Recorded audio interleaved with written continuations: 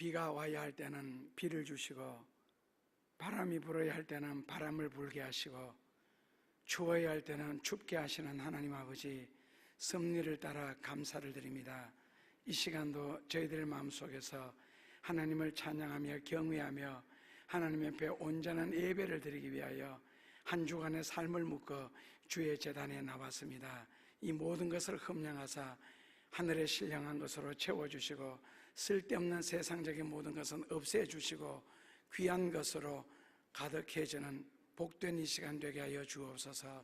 이 믿음 세상 끝날까지 유지하기 위하여 사도들이 죽음으로 사수했던 그 신앙을 이 시간 저희들도 함께 고백하고자 하오니 전능하사 잠언 1장 23절에서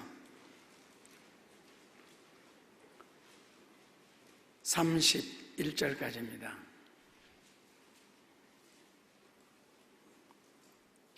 나의 책망을 듣고 돌이키라. 보라, 내가 나의 신을 너희에게 보이리라.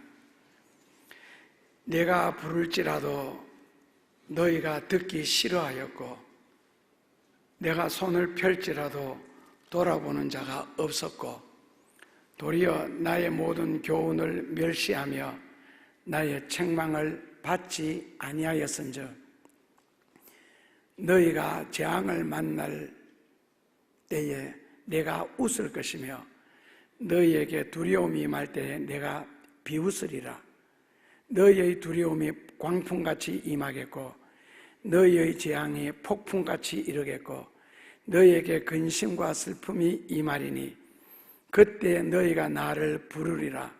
그래도 내가 대답지 아니하겠고 부지런히 나를 찾으리라. 그래도 나를 만나지 못하리니 대저 너희가 자식을 미워하며 여호와 경외하기를 너희가 지식을 미워하며 여호와 경외하기를 즐겨하지 아니하며 나의 교훈을 받지 아니하고 나의 모든 책망을 없인 여겼습니다. 그러므로 자기 행위의 열매를 먹으며 자기 꾀에 배부르리라. 아멘. 어젯밤에 책상에 앉았는데 평소보다 깨구리 울음소리가 유난히 크게 들렸습니다. 그래서 오늘 설교의 힌트를 얻으면서 설교 제목을 개구리의 항변. 근데 이제 주보에서는 기회를 잃으면 이렇게 놨는데 아마 내용이 상통할 겁니다. 개구리를 전라도에서는 깨구락지라 그러대요.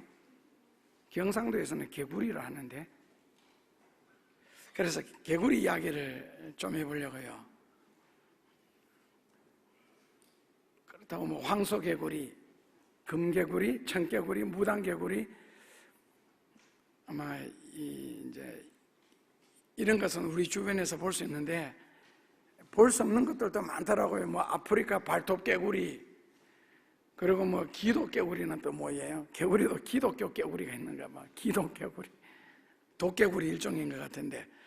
그런데 청개구리라는 말은 그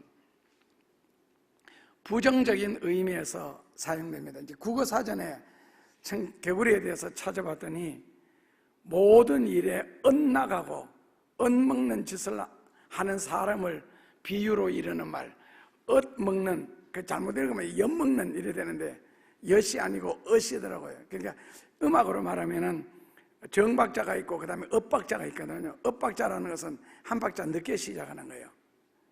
그래서 엇박자를 낸다. 다른 말로 바꾸면은 그 엉뚱하거나 거꾸로 하는 행위를 깨구리라고, 그렇게 청개구리 심보라고 그렇게 하더라고요. 엇박자를 내거나 거꾸로 반대로 행동하는 것, 아니면은 엉뚱한 행동을 하거나 엉뚱한 생각을 하는 사람들요. 이걸 청개구리 심보. 그래서 청개구리 심보라 그러면 이제 뺀질거리고 농땡이 치고 말 안 듣는 개구장이나 악동들, 철부지들, 또 그에 해당하는 말인데, 운전하는 사람들에게는 봄날에는 개구리와 어린이를 조심해라. 어디로 튈지 모르니까. 그래서 항상 조심하라는 그런 데 써서 사용하게 됩니다. 개구리 이야기는 다 모르시지요? 어렸을 때 엄마 말씀을 듣지 않고 개구리 이야기 하려고 하니까 웃음네요. 말썽을 부리다가 늘 시키는 것을 반대로 하던 개구리. 그런데 결정적인 순간에 엄마 말을 그대로 실천을 해서 오늘까지 비만 내리면은 구슬프게 울어댄다는 그 이야기. 한마디로 말하면 뭡니까? 순종해야 할 때는 평소에 불순종하고, 마지막 유언에서 불순종해야 할 말은 순종한다면 비가 올 때마다 울어대야 되고, 어려움이 생길 때마다 고통스러워해야 되고, 평생 후회할 때가 온다는 교훈입니다. 저 설교가 굉장히 차가운가 봐요.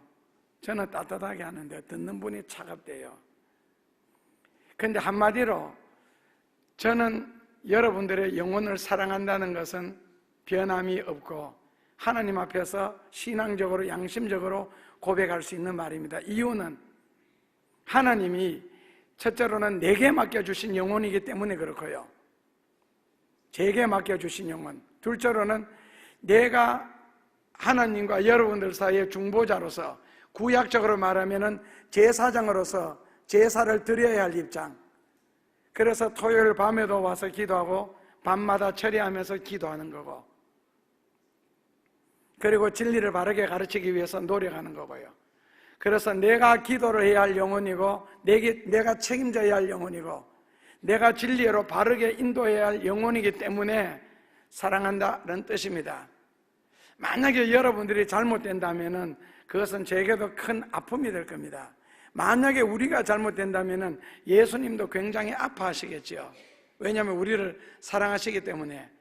그래서 저는 제게 맡겨주신 영혼에 대해서는 철저하게 책임집니다. 진리로 인도하는 문제나 중보적인 기도의 문제나 어떠한 영적인 문제에 있어서 성경에 관해서나 생활이 끝날까지 책임질 거고, 절대로 사대교회나 라오디게아 교회를 목회했던 목회자처럼 여러분들을 인도하지는 않을 겁니다. 이 말씀을 전제로 하는 이유는 오늘 청개구리 이야기 때문에 그렇습니다. 시작부터 벌써 심상찮잖아요. 순종해야 할 때는 순종 안 하고 불순종해야 할 바를 순종한다. 고로 평생 울어대야 된다 하는 이런 각도에서 오늘 잠언 1장 23절에서 30절까지를 한번 분석해 보겠습니다. 자, 잠언 1장 23절입니다. 나의 책망을 듣고 돌이키라. 그러니까 절대로 여러분들을 미워하거나 싫어해서 감정적으로 설교를 안 한다는 뜻입니다.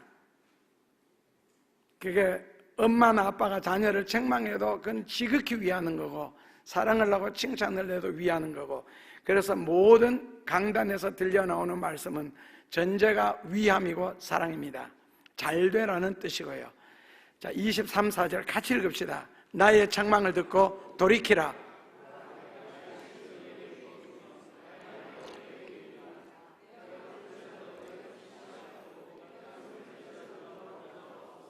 예, 23절은 나의 책망을 듣고 돌이키라. 보라, 내가 나의 신을 너희에게 부어주며 나의 말을 너희에게 보이리라. 이것은 공개적으로 이스라엘 백성들을 책망하면서 회개의 촉구를 하는 겁니다.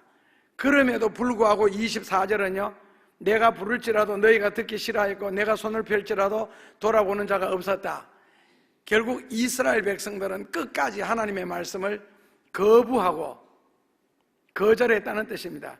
그렇다면은 나의 책망을 듣고 돌이키라. 이 책망이라는 단어 잠언에 몇 번 나오는데, 책망이라는 단어 뒤에 따라 나오는 문장들 보면 다 축복됩니다.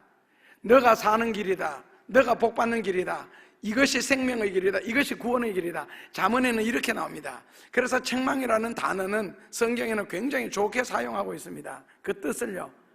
그래서 나의 책망을 듣고 돌이키라. 왜? 이것이 사는 길이고 생명의 길이고 복받는 길이고 은혜 받는 길이기 때문에. 그런데 너희들은 내가 부를지라도 듣기 싫어하였고 손을 펼지라도 돌아보는 자가 없었다 했을 때 이스라엘 백성들이 결국 하나님의 말씀을 거부를 하고 거절하죠. 결과가 무엇이냐? 27절, 28절입니다. 조금 이따 또 원어적으로도 분석하겠지만은, 자, 평소에 주의 말씀을 불순종하고 거절한 결과 같이 봉독하겠습니다.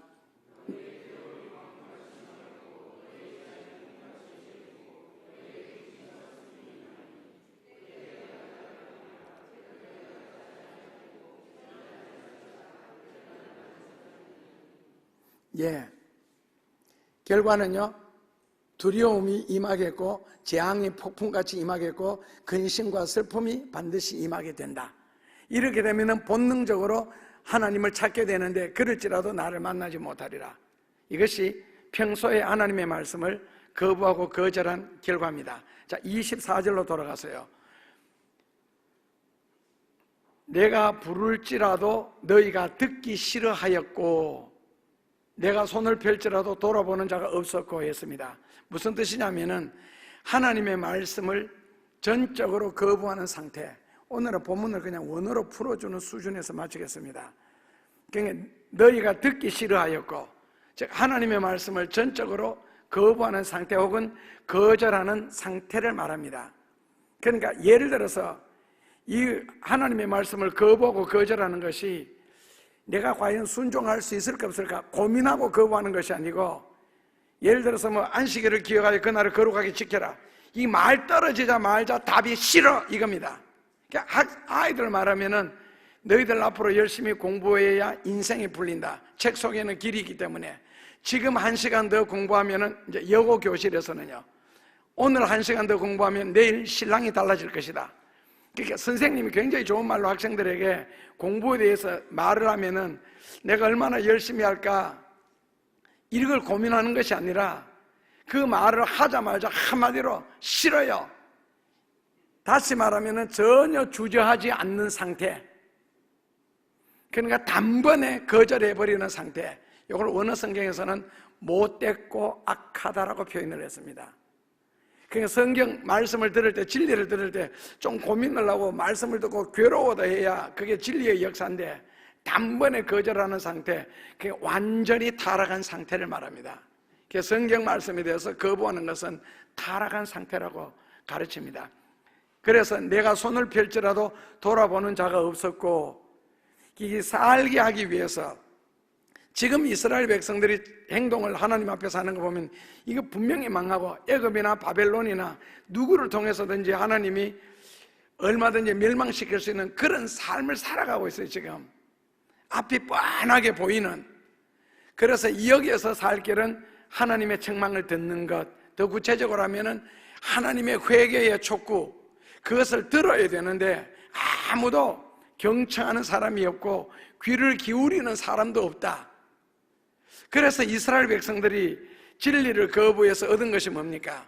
하나님을 배반하고 하나님의 말씀을 불순종해서 무슨 유익을 얻었습니까?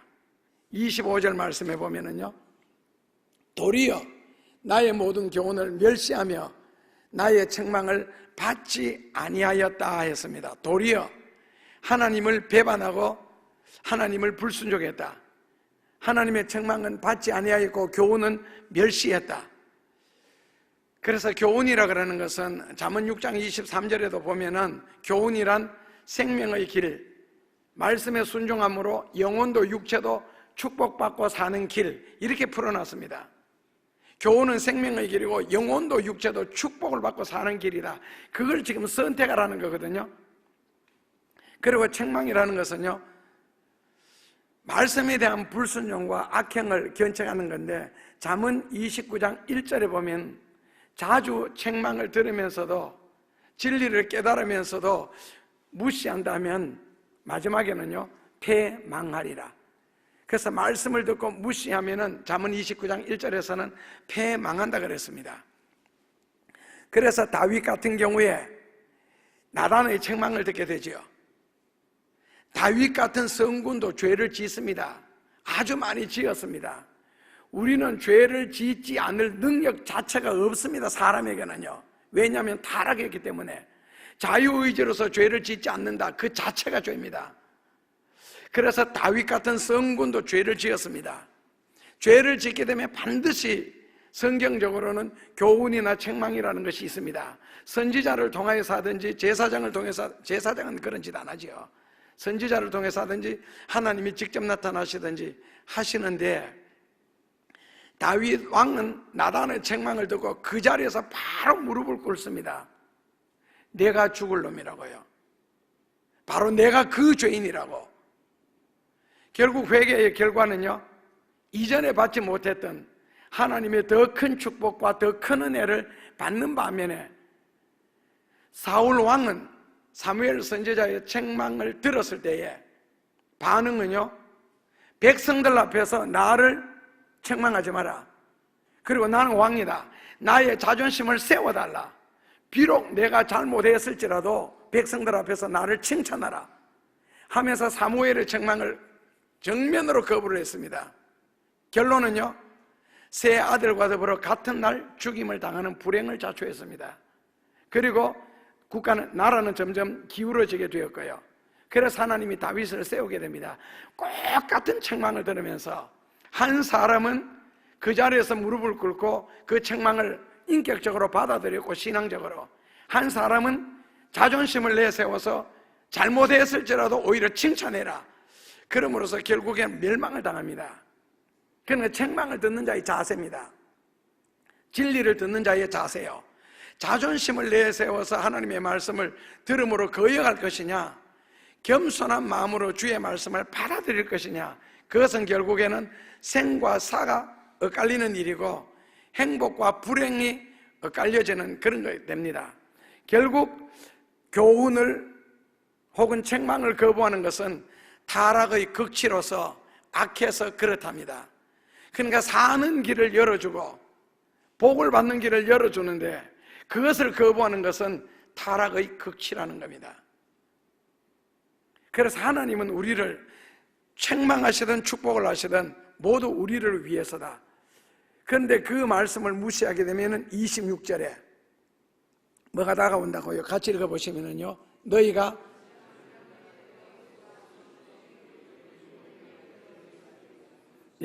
재앙이 임할 때에는 하나님이 어떻게 하시고요? 웃으시고, 두려움이 임할 때는 비웃으리라.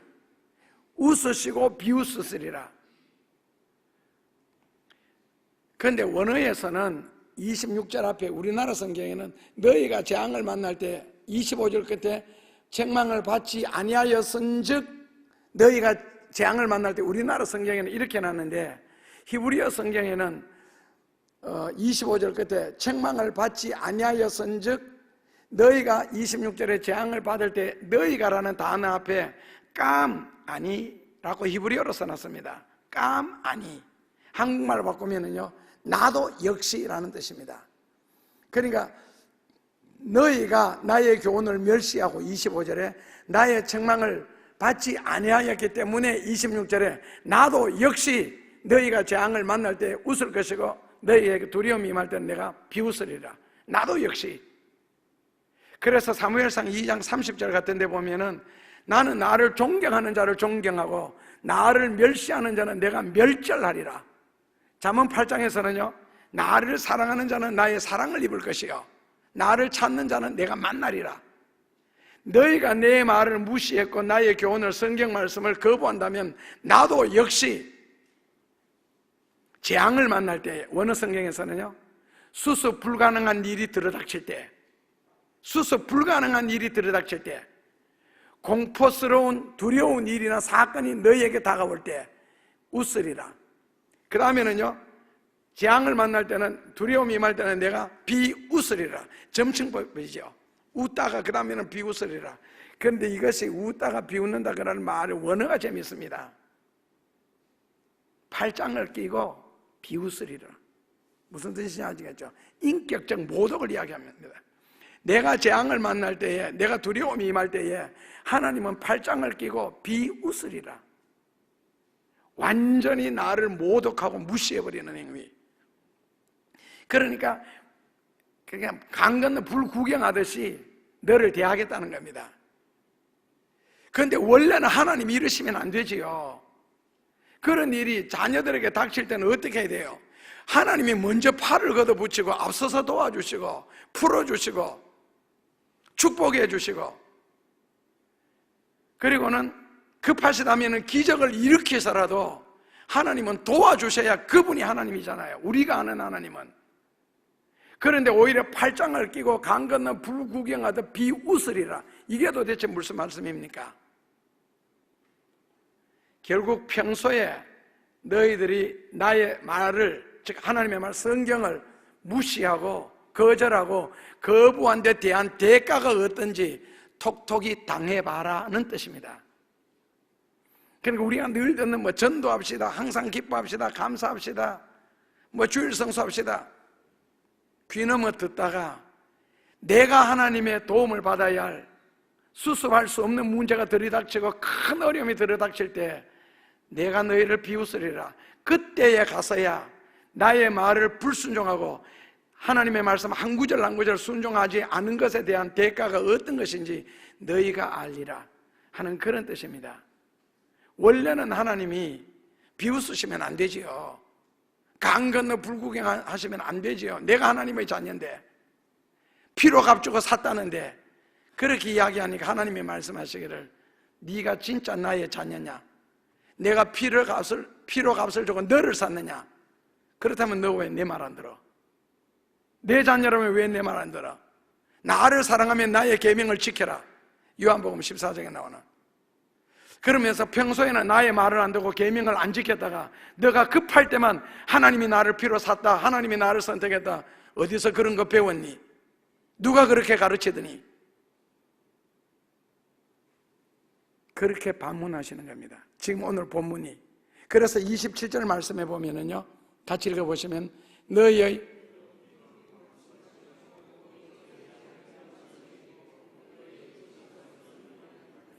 기죽지 마세요.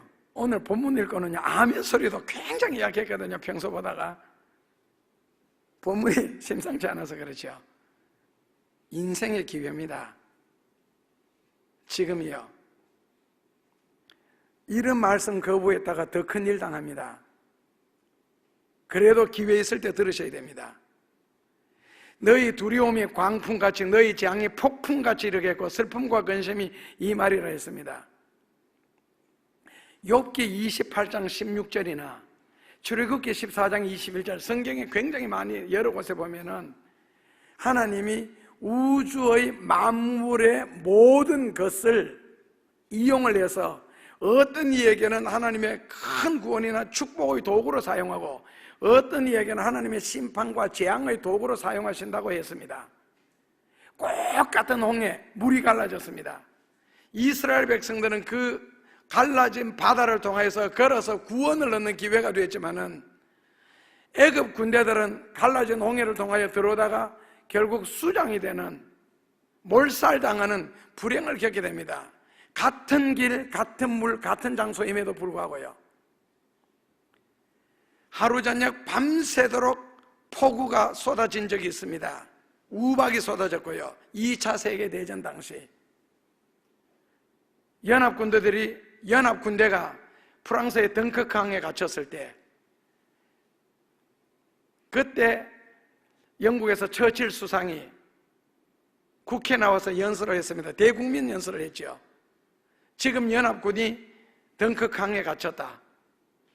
우리가 할 수 있는 일은 지금 아무것도 없다. 그리고 독일군이 완전히 포위를 했고 내일이 되면은 독일군의 전차부대가 연합군을 멸절시킬 것이다. 그러므로 여러분들은 오늘 하루 기도해달라. 8시간을 요구했습니다.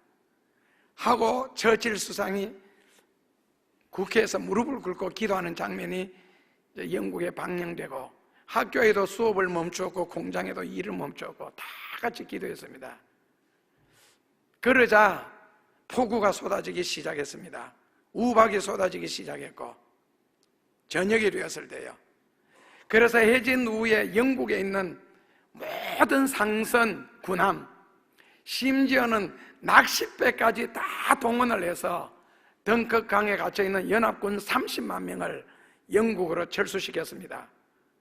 그 이튿날 아침에 독일군이 공격을 하려고 하는데 전차가 진흙에 빠져서 움직이지는 못했습니다. 그것 때문에 결국 독일은 2차 세계대전에 패망하게 되고 연합군이 다시 재정비를 해서 승리하게 되는 성경에 보면 하나님이 뭐 욥기고 시편이고 이런 거 많이 나옵니다. 사회 같은데 앞으로 심판날을 위하여 우박과 비와 물과 바람과 구름과 천둥과 낙뢰를 창고에 넣어두느니라. 우리는 도저히 이해가 안 되는 말씀인데 성경에는 그렇게 해놓았습니다. 그래서 나중에 요한계시록 14장 같은 데 가면 우박이 60kg짜리가 떨어집니다. 골프공만한 우박만 하늘에서 떨어져도 자동차 유리 다 깨집니다. 잘못 맞으면 죽을 수도 있습니다. 그런데 100근짜리 우박이 쏟아진데 60kg짜리. 그리고 역시 노아홍수 때는 하늘에 한 층을 없앨 정도로 비가 많이 쏟아졌는데 하여튼 우주 만물의 모든 것으로 어떤 이에게는 하나님의 구원과 축복을, 어떤 이에게는 재앙과 심판을 가져오는 도구로 사용하신다고 했습니다. 그렇다면 그럴 때 28절에 무슨 말씀을 담습니까? 그때에 너희가 나를 부르리라 그랬습니다. 본문이 28절입니다. 그래도 내가 대답하지 아니하겠고 부지런히 나를 찾으리라. 그래도 나를 만나지 못하리라 그랬습니다. 사람은 극심한 어려움, 한계에 부딪히는 어떤 큰 일들, 괴로운 일들, 감당하기 어려운 일들을 만나게 되면은 제일 먼저 무릎 꿇습니다. 아니면은요 하나님을 본능적으로 찾습니다. 우리 어렸을 때 듣는 이야기, 중2 겨울에 강을 지나다가 이제 언강을 걸어가다가 쩡 나는 깨어지는 소리가 나면은 자기도 모르게 순간적으로 아이고 하나님요 한다면서요. 본능입니다. 그러니까 그 가장 큰 어려움, 인간의 한계 상황, 하나님의 도움이 꼭 필요한 때, 그때는 하나님을, 성경적으로 말하면 하나님을 만날 만한 때고, 하나님의 기적과 같은 은혜나 축복을 받을 만한 때고, 그리고 하나님이 사신다는 역사와 내가 하나님의 자녀가 되었다는 증명하는 시간입니다. 그래서 하나님은 어려움을 주신다고, 환난을 우리에게 허락하신다고 말씀하고 있습니다. 그러니까 기회를 만들어주는 것이죠. 왜냐하면 평상시에는요 하나님 안 찾습니다. 내가 행복하고 내가 기쁘고 내가 편한데 뭐가 답답해서 하나님 찾습니까? 어려울 때 찾는 하나님하고 다르다는 뜻이에요. 힘들 때 찾는 하나님, 그때는 기도 한마디라도 더 간절해진답니다. 그래서 하나님이 우리에게 고난을 주시는 이유를 그렇게 설명하고 있습니다. 그게 바로 하나님을 만날 만한 때에 찾으라는 거거든요. 그래서 기도 한마디를 할지라도 평소에 아이들 공부할 때 기도하는 것하고 시험을 바로 앞두고, 그것도 중요한 시험 앞두고 아이 위해서 기도하는 것하고는 기도 달라지는 거 아니에요? 시험 치러 가는 아이 뒷모습을 보고 아니면 가기 전에 붙잡고 기도하는 것하고 평소에 학교 갈 때 기도해 준다면 기도하는 것하고 목소리가 다를 텐데요. 간절함도 똑같다는 뜻입니다. 하나님이 우리에게 고난을 주시는 것은 왜 내게 이런 고난을 주셨을까? 내가 무슨 죄가 많아서 이럴까? 내가 믿음이 없어서 이럴까? 절대로 아닙니다. 믿음이 없으면 고난 자체를 주시지를 않습니다. 즉 시험을 하시지 않습니다. 죄가 많을 때는 하나님이 역사하지 않습니다. 적어도 큰 고난이나 어려움이 다가올 때는 그때 내 믿음이 가장 살아있을 때고 가장 하나님을 의지할 때고 가장 많이 기도할 때입니다. 그렇기 때문에 그런 고난을 주셔도 감당할 수 있는 힘이 생기고, 바로 그 믿음이 살아있고 내 믿음이 가장 왕성할 때 어려움을 주셔야 더 하나님 앞에 간절히 기도하겠고, 그 간절한 기도를 통하여서 하나님은 역사할 기회를 만드는 거고, 그리고 하나님이 살아계신다는 것을 우리에게 증명할 수 있는 기회가 되고, 우리는 기적과 같은 하나님의 은혜를 체험하는 시간이기 때문에 결코 괴로운 시간은 괴로움으로 끝나는 것이 아니라는 뜻입니다. 오히려 훨씬 큰 은혜와 훨씬 더 큰 축복으로 하나님이 불 속에서도 나와 함께 계셨고 사자굴 속에서도 나와 함께 계셨다는 걸 체험하는 시간입니다. 그래서 무릎을 꿇어야 됩니다. 그런데 오늘 본문에는요, 그때 너희가 나를 부르리라. 그래도 내가 대답지 아니하겠고, 원어에는요 뼛속에서 나오는 소리, 창자 속에서 나오는 소리, 무슨 뜻인지 아시겠죠?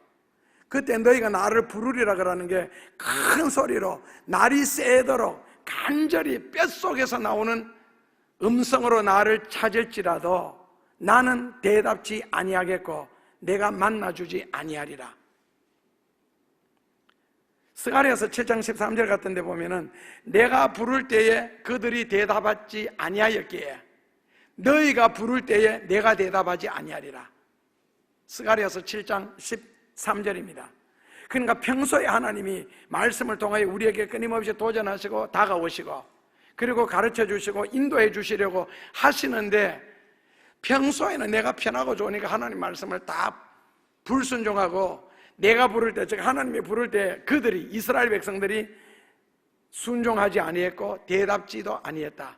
그렇다면은 그들이 부를 때도 내가 대답지 아니하리라. 그래서 평소에 믿음으로 행하지 않고 진리를 따라 살지 아니하다가 내가 하나님의 도움을 받아야 할 응급한 일이 생겼다고 갑자기 부르짖는다고 하나님이 응답하시는 것이 아니라는 뜻입니다. 내게 급한 일이 생겼고 내게 어려운 일이 생겼고 내게 힘드는 일이 생겼기 때문에 하나님이 날 도와주시옵소서, 날 축복해 주옵소서 한다고 되는 것이 아니라는 겁니다. 그러니까 평소에 하나님의 사랑받을 짓, 은혜 받을 짓, 복 받을 짓을 해놓으면 하나님이 왜 거부하시겠느냐? 평소에 진리의 말씀을 잘 순종하는데 그 말씀을 따라 나를 찾는데 왜 내가 거부하겠느냐는 겁니다. 그러니까 평소에 미운 털이 박혀 있으니까 그놈의 목소리입니다. 음성조차도 듣기 싫다는 뜻입니다. 그런 사람이 기도하는 소리 자체가 싫고요. 나는 평소에 별로 순종하지 않은 것 같은데도 되게 어려운 일 생기니까 기도하니까 이루어 주시던데요. 거기까지입니다. 누군가가 당신의 기도하는 흉내만 내어도 이루어질 수밖에 없도록 배후에 간절한 기도가 있겠지요. 내 믿음으로 이루어질 일이 아니기 때문에 그렇습니다. 그러나 앞으로 다가올 환난은 내 믿음으로 극복해야 할 때가 있습니다. 오늘 오후에는 청년의 헌신 예배를 드립니다. 그래서 이벤트로 전도사님이 영어로 예배를 드릴 겁니다. 교우들이 섭섭할까봐 저녁 8시 30분부터 태초에 계획에 없는 일을 합니다. 바로 성경 공부요. 이런 부분에 대해서 아마 좀 긴 시간이 될 것 같습니다. 너무 길면 쉬어가면서 하고 먹어가면서 하게 될 겁니다. 어차피 내일 휴가인 분들이 많으실 테니까요. 그래서 우리가 평소에 예를 들어 얼마든지 공부할 수 있는 기회가 있는데 꼭 시험이 닥쳤을 때 책을 편다고 해서 몇 자나 도움이 되겠습니까? 그래서 28절 말씀에 보면요, 그때에 그랬습니다. 그럼 그때가 언제입니까? 천하의 범사에는 모든 게 때가 있잖아요. 그런데 이스라엘 백성들이 그 때를 놓쳤습니다. 그럼 그때가 언제입니까? 23절이에요. 나의 책망을 듣고 돌이키라는 바로 이때입니다. 그러면 내가 나의 신을 너희에게 부어주겠고 내 말을 너희에게 보이리라. 즉 살 길, 복받을 길을 너희에게 보이리라 하는 이때의 주의 말씀을 들어서야 되는데 그때의 내 백성들이 내 말을 듣기 싫어했고 내가 손을 펼지라도 돌아보는 이가 없었다. 그래서 28절에 그때에 너희가 나를 부르려라는 그때는 이미 이스라엘 백성들에게 놓쳐진 때입니다. 말씀을 듣고 회개할 때, 살 때, 복받을 때를요. 그래서 순종할 때, 섬길 때, 봉사할 때를 놓쳤다는 겁니다.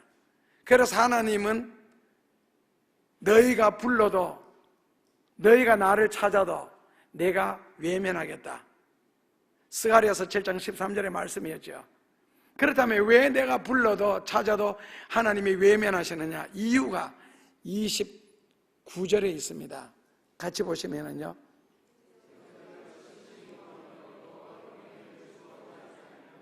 예, 30절에 예, 이것 때문에 하나님도 외면하시겠다는 겁니다. 너희가 지식을 미워하였다. 여기서 말하는 지식 아시죠? 호세아서 4장 6절에 답이 있습니다. 성경에서 말하는 지식은요, 하나님을 아는 지식입니다. 호세아 4장 6절입니다. 때로는 잠언 1장 7절에도 있습니다. 여호와를 경외하는 것이 지식의 근본이라고. 잠언 1장 7절과 호세아 4장 6절입니다. 너희가 지식을 미워하였고, 그라는 말은 하나님을 경외하는 도를 배반했다, 즉 받아들이지 않았다는 뜻입니다. 하나님을 섬기는 도를요. 업신여겼고, 그라는 말은요, 평소에 주의 말씀을 무시했다는 겁니다. 그래서 잠언 29장 9절 말씀을 보시면 한 구절 같이 읽으셔도 됩니다. 잠언 29장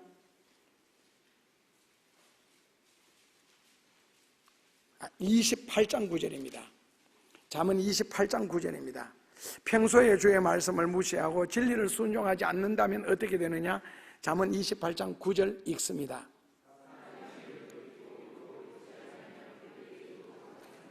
사람이 귀를 돌이켜 말씀을 듣지 아니하면, 즉 평소에 주의 말씀을 순종하지 아니하면 기도도 가증한 것이니라. 원래 평소에 기회에 있을 때에, 내가 할 수 있을 때에, 믿음으로 바르게 살 수 있을 때에 믿음으로 살아놔야 내가 어려움이 닥치고 힘드는 일이 닥칠 때 나의 기도를 통하여서, 왜 기도가 중요하냐면은 빌립보서 2장 13절에 하나님이 내 마음 속에 소원을 두시고 기도를 하게 해서 역사하신다, 그렇게 했습니다. 내 마음 속에 하나님이 소원을 두시기 때문에 처음에 기도를 할 때는 다 인간적으로 시작하지요. 하나님 은혜 감사하다, 건강 주셔서 감사하다, 살게 하시니 감사하다. 그리고 이제 소원으로 들어가죠. 내 아들이 어떻고, 내 아내가, 내 남편이, 그리고 하는 사업이, 이제 인간적으로 기도는 다 시작합니다. 그러다가 기도가 약간 간절해지면서 성령께서 우리에게 임하셔서 성령의 인도를 받는 기도를 하게 되면은 내 마음속에 들어있는 진짜 소원이 이제 하나님 앞에 막 기도로 쏟아져 나오게 되죠. 그래서 하나님은 그 기도를 들으시고 그 기도를 통하여 역사하시고 그 기도를 이루심으로써 그 다음에 하나님이 영광을 받으십니다. 그런데 평소에 주의 말씀을 듣지 아니하거나 순종하지 않는 자는 그 귀한 기도 자체도 가증스럽게 여기시겠다는 겁니다. 다시 말하면 기도하지 말라는 겁니다. 그놈의 목소리가 듣기 싫으니까. 전화벨만 울려도 깜짝깜짝 놀라는 그놈의 목소리. 그러니까 평소에 하나님의 말씀을 순종하지 않고 실천하지 않고 하나님을 섬기지 않는 자는 내가 어려움과 힘든 일이 당했을 때에 주의하고 부르짖을지라도 아까는 강 건너 불 구경하듯 팔짱 끼고 비웃으리라. 지금은요 진짜 듣기 싫다는 겁니다. 그래서 이것이 이사야서 1장 10절에서 17절은 어떻게 표현했느냐 하면 교회 문을 못 박으라. 그런 사람들이 교회 안에 들어와서 기도하면서 복을 달라 할까봐, 은혜 달라 할까봐 듣기 싫다는 거예요. 그래서 성전 문에 못질할 자가 없느냐.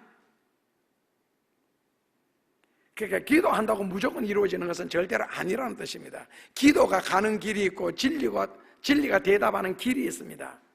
그래서 그 길에서 어긋났다면은 요즘도 심심찮게 그런 뉴스 자주 접하잖아요. 기차가 탈선해서 80명 죽었다, 90명 죽었다, 13명 죽었다. 기도가 이미 진리에서 탈선해버렸습니다. 평소에 진리를 따라서 순종하는 길을 안 살았기 때문에 탈선된 상태에서 기도는 기도가 이미 아니라는 거죠. 그래서 욥기 35장 13절에 보면은 행위가 따르지 않는 기도는 기도가 아니다 라고 했습니다. 우리는 입술로만 부르짖으면 기도라고 생각하는데 성경에는 행위가 따르지 않는 기도, 몸으로 평소에 주의 말씀을 순종하지 않는 자의 기도는 기도가 아니랍니다. 만약에 여러분들이 생사화복을 하나님이 주장하시고 기도하면 하나님이 들어주시고 이루신다고 생각하신다면 지금 내가 걱정하고 고민하는 것들도 하나님 앞에 온전히 맡기실 수는 없겠어요? 주일날 하루만이라도 하나님 앞에 온전한 예배를 드리면서 그 내가 고민하고 염려하는 것, 그거 맡기면 안 되겠어요? 내가 개입한다고 발전되는 게 아닙니다. 응답받는 것도 아니고요. 원래 기도의 응답은요 이런 식으로 이루어집니다. 이사야서 58장입니다. 한번 보시죠. 설교가 차다고 맵다고 해서 여러분들 저 표정이 지금 화난 것 같습니까? 화가 나가 막 이런 성경 가르치는 것 같아요. 마음으로는 얼마나 지금 기도하면서 하는 줄도 모르고. 자, 이사야서 58장입니다. 여기 보면 참 좋은 그 구절이 나오는데, 이사야서 58장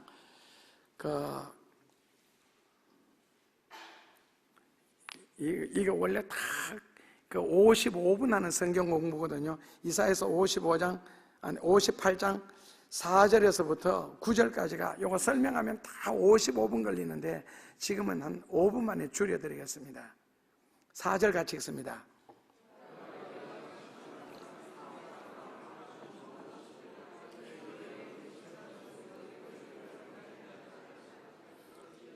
예, 지금 이 금식에 대한 말이거든요. 2절, 3절 다 그렇습니다. 2절에 그들이 날마다 나를 찾아 나의 길 알기를 즐거워함이 마치 의를 행하여 하나님의 규례를 폐하지 아니하는 나라같이 의로운 판단을 내게 구하며 하나님과 가까이 하기를 즐겨하며, 그 다음에 이르기를 3절 같이 읽습니다. 우리가 금식하되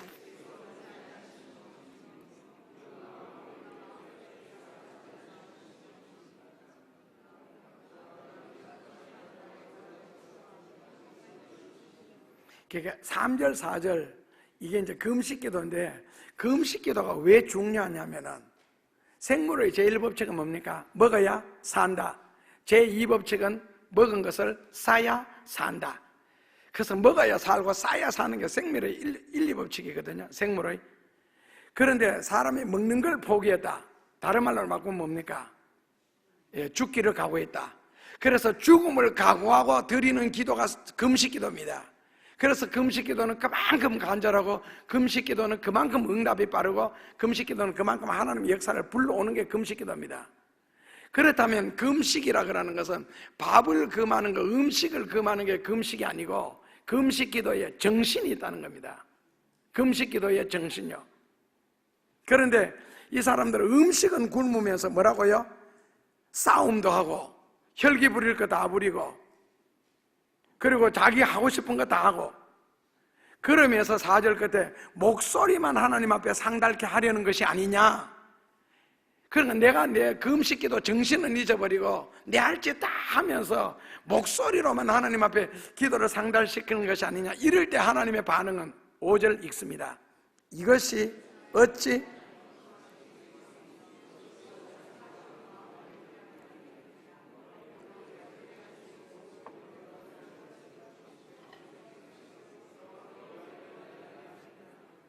그래서 한마디로 말하면은 하나님 앞에 나갈 때는 형식 가지고 나가려고 생각하지 말고 내용 가지고 나오느라.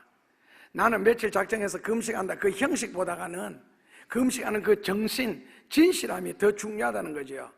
그렇다면 금식 기도하면 어떤 일이 일어나느냐? 6절에 답이 있네요. 읽습니다.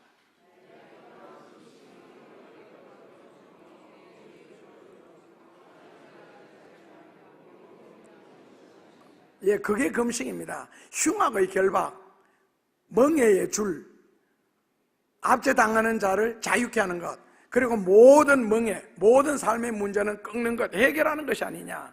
이게 금식기도의 목적이죠. 하나님이 기뻐하는 금식기도 드리면 그렇게 된답니다. 그렇다면 하나님이 기뻐하는 금식기도가 뭐냐? 7절에 답이 있습니다. 또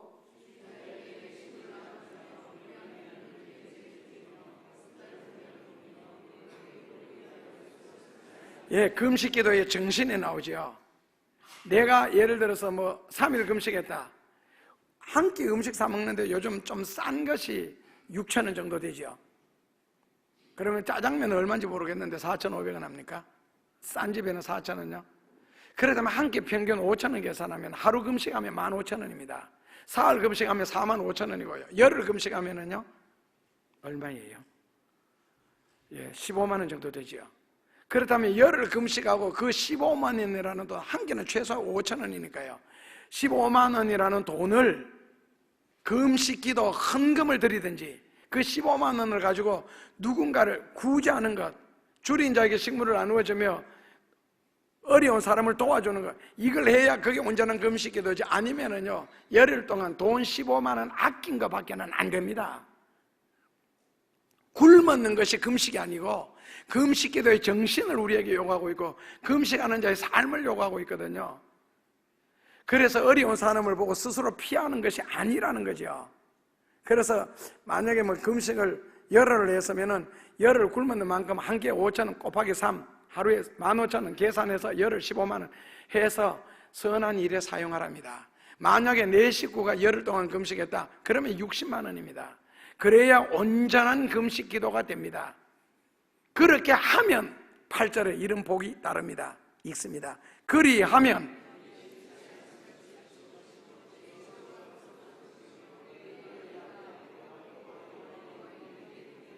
아셨죠? 그리하면 너 빛이 아침같이 비칠 것이, 이걸 우리가 보통 서광 비친다고 표현하지요. 앞날이 잘 되는 거예요. 너 치료가 급속할 것이면, 치료는 뭡니까? 도움을 받아야 할, 해결할 문제들이죠. 우리들에게는 급속하다, 빨리 이루어진다는 뜻 아니에요? 그래서 너 의가 너 앞에 행하면 하나님의 영광은 뒤에 오야 한다. 반대로 읽으면요, 하나님의 영광이 앞서가야 내가 믿음으로 살죠. 절대로 아니라는 겁니다. 내가 바르게 살고 너 의가 너 앞에 행하면, 믿음으로 사는 모습이 있으면은 그 뒤에는 반드시 하나님의 영광이 따른다. 이렇게 살 때에, 즉 믿음으로 바르게 살고 평소에 말씀을 순종하고 살면은 구절에 참 좋죠. 그런 너가 부를 때는 나 여호와가 응답하겠고, 너가 부르짖을 때는 말하기를 내가 여기 있다 저기 있다 대답하리라. 그래서 결국 믿음으로 살 때에, 바르게 순종할 때에, 섬길 때에 그런 자가 부르짖을 때는 내가 응답하겠고, 내가 여기 있다 저기 있다 대답해 주리라. 그래서 성경이 우리에게 요구하는 것은 하지 말아야 할 것을 하고 하지 않아야 할 것을 한다면은 하나님의 도움이 필요할 때 내가 도움을 받지 못하는 어려움이 생긴다는 뜻입니다. 그래서 할 수만 있으면은 평소에 할 수 있을 때 말씀대로 순종하고 성경대로 사는 것이 인생의 큰 복이라는 겁니다. 영국의 대형 박물관에 가면은 조각품이 하나 있습니다. 앞부분은 사자 머리를 조각했고 뒷부분은 뱀 꼬리를 조각했습니다. 사자 머리에서 시작해서 뱀 꼬리로 조각을 만들어 놓고 앞에다가 그 조각에 이름을 써 붙이기를 opportunity, 기회라고 써놨습니다. 기회라는 것은 앞에서 올 때는 사자 머리를 잡는 것처럼 쉽게 잡을 수 있지만 지나가는 것을 잡으려고 하면 뱀 꼬리를 잡는 것보다도 더 힘들다는 뜻입니다. 기회는 앞에서 잡는 것이지 지나간 것이나 지나가는 것을 잡는 것이 아닙니다. 누구 말대로 흘러간 물을 가지고는 물레방아를 찌를 수가 없다는 것입니다. 사람은 누구에게나 기회는 반드시 옵니다. 오게 되어 있습니다. 문제는 내가 잡느냐 놓치느냐는 것이죠. 그런데 어떤 이에게는 기회가 잡히고 어떤 이에게는 기회를 계속 놓칩니다. 그래서 기회를 잡고 성공하는 사람들보다는 기회를 잃고 실패하는 사람들이 훨씬 많다는 뜻입니다. 그래서 성경에 보면 기회란 복 받을 기회, 병 고침 받을 기회, 은혜 받을 기회, 출세할 기회, 회개할 기회가 있습니다. 그런데 기회를 잘 잡는 경우도 있지만 놓치는 경우도 크답니다. 그런데 하나님이 우리에게 기회를 주실 때는 놓치라고 주시는 것이 아니고 잡으라고 주시는 겁니다. 예를 들어서 환난 중에는 앞으로 우리가 들어갈 세계죠. 성령의 역사가 끝나기 때문에 회개가 안 됩니다. 회개하고 싶어도 회개 자체가 되지 않습니다. 입에 찬송이 나오지를 않습니다. 성령의 은혜 시대가 끝나기 때문에 그렇습니다. 그래서 회개도 때가 있고 전도도 때가 있습니다. 에스겔서에서 보면은 앞으로 전도하지 마라 그랬습니다. 나를 모르는 자가 누가 있느냐? 이미 전도가 끝났다는 겁니다. 그래서 예를 들어서 성경에 보면은 회개할 기회를 놓치는 사람들이 있죠. 사울왕 같은 경우요. 사무엘 선지자가 질문했습니다. 사무엘상 13장 9절 이하에 보면 왕의 행한 것이 무엇이냐? 이게 회개하라는 뜻이거든요. 왜냐하면 다 죽여라 그랬는데 안 죽이고 살려왔잖아. 왕의 행한 것이 무엇이냐? 그랬을 때 사울왕은 회개할 생각을 안 하고는 거기에 대해서 막 변명을 늘어놓습니다. 창세기 3장 9절 이하에서 하나님이 아담을 부릅니다. 아담아 너가 어디 있느냐? 하나님이 지금 아담이 어디 있는지 몰라서 찾는 게 아닙니다. 다 보고 계십니다. 그런데 아담은 뭡니까? 내가 숲에 숨었다는 거예요. 숨었는 것, 그거 몰라서 부르는 것이 아닌데, 그 왜 숨었느냐? 두려워서 숨었다는 거예요. 왜 두렵느냐? 따먹었었다는 거예요. 하나님이 지금 요구하는 게 뭡니까? 회개하고 나오라는 거 아니에요? 그런데 왜 자꾸 엉뚱한 말을 가지고 틀어나가요? 이게 지혜가 아닌데, 말할 때도 핵심적인 것을 가지고 대화를 해야지. 오늘 사울왕도 그렇고 아담도 그렇고 게하시 같은 경우 열왕기하 5장 24절 이하에 보면은 이미 엘리사가 알고 질문하죠. 게하시야, 너가 어디 갔다 오느냐? 게하시가 뭐라고요? 아무데도 안 갔나이다. 그러니까 엘리사가 뭐라고요? 야, 나만에게 네가 물건 받을 때 가슴이 뜨끔하지 않더냐? 왜 자꾸 피하려고 해요? 아나니아와 삽비라에게 땅값이 이것이 다냐? 다다. 다 살 기회를 주는 거잖아요. 살 기회를. 예수님이 가룟 유다에게 아니죠. 나와 함께 떡그릇에 손 넣는 자가 나를 팔 자다. 너희들 중에 나를 팔 자가 있도다 했을 때 제자들이 전부 다 두리번거리면서 내니까 그럴 때 예수님이 나와 함께 떡그릇에 손을 넣는 자가 나를 팔 자다 하는데 가룟 유다가 손을 들거든. 안 넣어야지. 거기까지 갔으면. 알고 묻는데 왜 자꾸 변명하려고 그러고 거짓말하려고 그러고 핑계대려고 그러고. 결국에는요, 복이 없어서 그렇습니다. 복 받을 사람 같으면 무릎 꿇습니다. 다윗처럼 내가 죄인이라고. 회개도 해야 할 시간에 회개를 하지, 나중에 회개해야 할 시간에 회개하지 않으면 뒤에는 후회가 생깁니다. 가룟 유다처럼 후회는요, 자살할 정도로 후회를 할지라도 회개가 되질 않습니다. 우리가 죄를 짓는 것은 양심적으로 윤리적으로 몰라서 죄를 짓는 것이 아니고 이성적으로 깨닫지 못해서 죄를 짓는 것이 아닙니다. 다 알고 죄를 짓습니다. 다만 죄를 짓지 않을 능력이 인간에게 없는 것이 문제지요.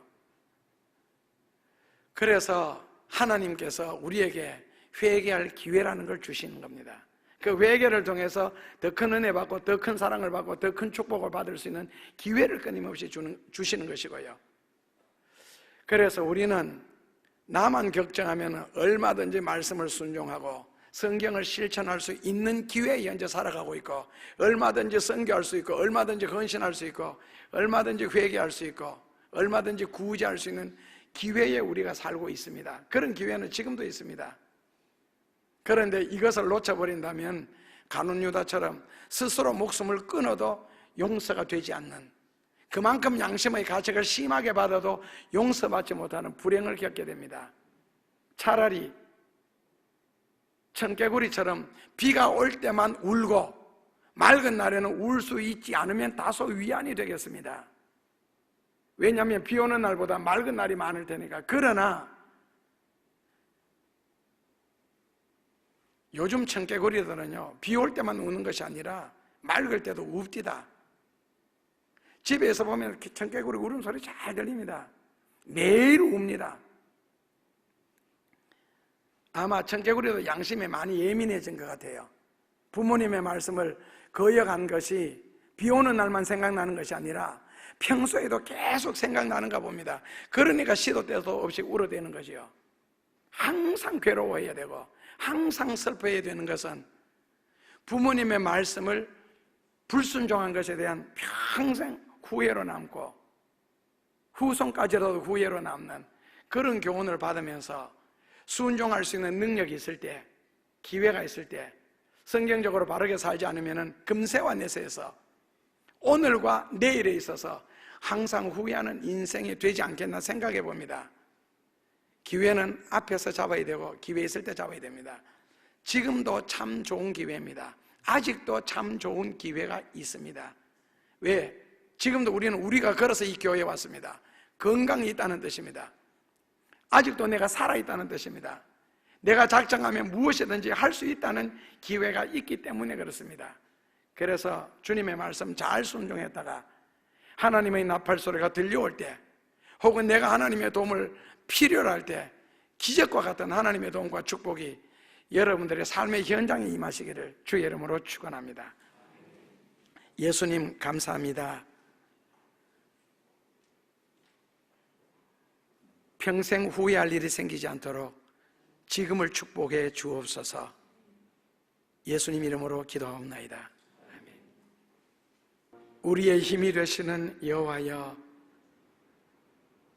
내가 주님을 사랑합니다 하는 아름답고 복된 자리에 저희들이 있게 하여 주옵소서.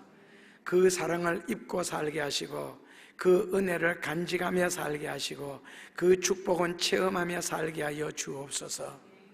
그러기에 말씀을 순종하며 살게 하시고 섬기며 살게 하여 주옵소서.